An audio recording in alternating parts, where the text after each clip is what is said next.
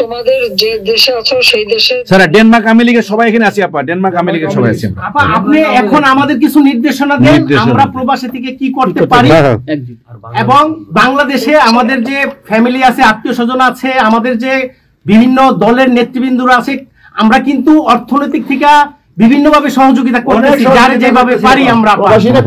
বাকিটা আপা আপনি নির্দেশনা দেন, আপনার নির্দেশনার মতো আমরা কাজ করব বাংলাদেশে এবং প্রবাসে। তোমাদের যেটা করতে হবে একটা হচ্ছে তোমরা যে দেশে আছো সেই দেশের আইন কানুন মেনে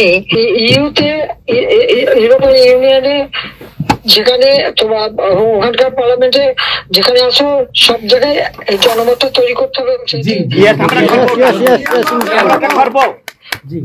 সন্ত্রাসের রাষ্ট্রে পরিণত করছে বা মানুষ খুন করছে, আজকে খুন করছে। আজকে তুমি জানো আমাদের মোহাম্মদ হোসেন মায়ের বাড়িতে আগুন, এইগুলি সে করে বেড়াচ্ছে এবং সমস্ত এই ইচ্ছা মতো। কাজে তোমরা এই বিষয়গুলি তোলো, আর আত্মীয় স্বজন বন্ধু বান্ধব পরিচিত যারা আছে খুবই কষ্ট আছে, তাদেরকে সাহায্য করো।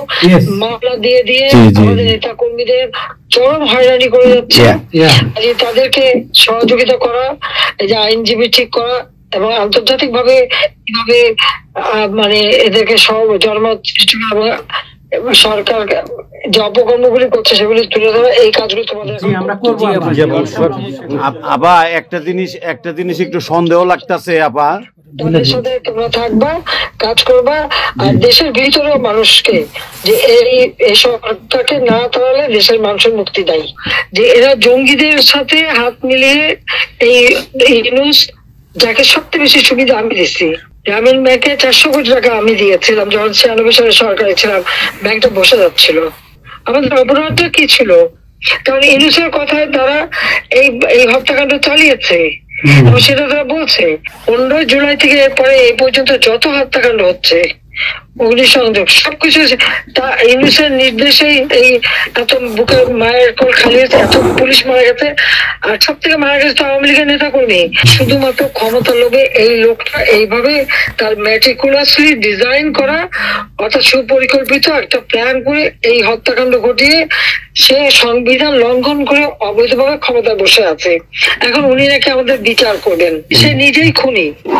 ইউনুস নিজে খুনি, তার সমন্বয়করা খুনি। শেয়ার মার্কেটের টাকা উধাও, ব্যাংকে টাকা নাই, ব্যাংকের টাকা উধাও, গেল কোথায়? ইউনুস তার কোনো সাংবিধানিক ভিত্তি নাই, সে অসাংবিধানিক ভাবে অবৈধভাবে ক্ষমতা দখল করছে। ইনশাল্লাহ তার বিচার ওই সংবিধান মোতাবেকই হবে এবং তার ওই চালা চামুন্ডার যে করার সাথে আছে আর উপদেষ্টা এবং সমন্বয়কারী সবকটার বিচার বাংলা মাটিতে হবে। আমি যে কথাগুলি বলি রাখো, তোমার রেকর্ড করে রাখো, তোমার প্রচার করো, আমার আপত্তি নেই।